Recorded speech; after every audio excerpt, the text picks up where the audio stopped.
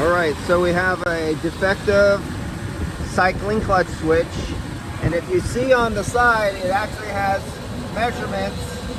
Let's see. Alright, yeah, the parameters are right there. I'm making a instructional video. So, right, if we can, there we go. R134, it cuts on at 42 psi, the compressor clutch will come back on. At 21 psi, the compressor clutch cuts out. But we can see that is not happening because we're getting ice cubes here. And this is still running, and it's going down to 19, 18, 17 because this is out of parameters. There's a Schrader valve in there. You just unscrew it by hand. You lose no refrigerant. Put the new one back on. Do not use a wrench. And the O-ring in there is not a standard O-ring that is used on the pipes. It's a little bit fatter.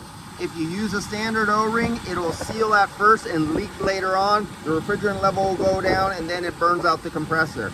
So there's many things. Another thing you can do is if you over tighten it, the plastic will actually swell open. It'll wedge open and it'll climb up over the aluminum and make a bigger gap to the O-ring and cause a leak later on. It won't leak right now, it'll leak later. And again, you'll start losing refrigerant. You overheat the compressor, you burn out the compressor.